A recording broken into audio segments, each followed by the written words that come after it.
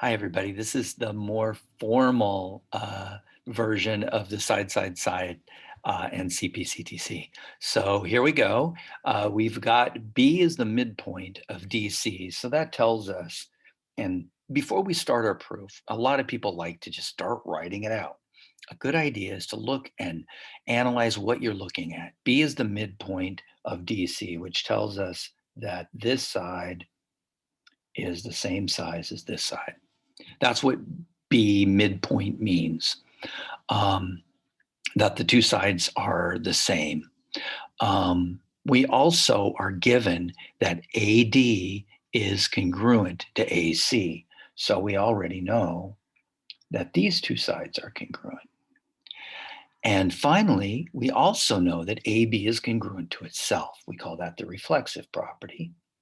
And by side, side, side, we know that the two triangles are the same size and they're congruent. And that means that all their parts are congruent. And that's how we know that angle DAB is congruent to CAB.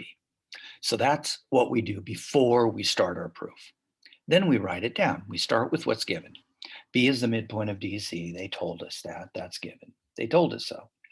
And AD is congruent to AC, sorry, wrote it wrong in there. AC, there we go. That's given as well. Now, I also want to write that because B is the midpoint of DC, that also tells us, and normally I would write this right next to it, DB, what's wrong with me today? DB is congruent to BC. And that's from number one. And that is by the definition of a midpoint.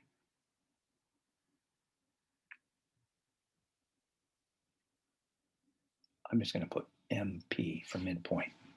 Because B is in the middle, we know that it means that the two sides are the same. And that's what I'm using, the definition of midpoint. Now, I also have to write formally how I know that AB is the same size as AB. Well, duh, AB is congruent to AB. And we know that because congruence is reflexive, that it reflects onto itself. Two things are equal to one another. They're equal to the same thing. You are the same size as yourself. It's kind of obvious.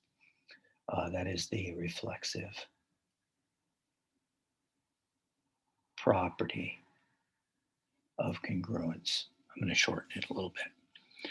Now we've got all the parts that we need to show that the two triangles are congruent. So ABD triangle, ABD is congruent to triangle ABC.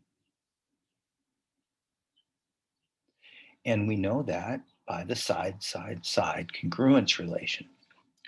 We're almost done. We now have a triangle congruent to a triangle, just like I knew that the two trucks, my truck was the same make, model, and year as the part. So I know that the parts are going to fit.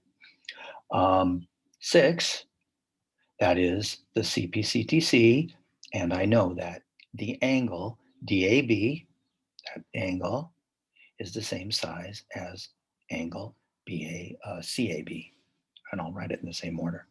So angle DAB is congruent to angle CAB by corresponding parts of congruent triangles are congruent. And that's it. That's the formal write-up for that side, side, side proof. So I hope you will try it out. I have another harder one that I may include in a bit. So see you back. Bye-bye.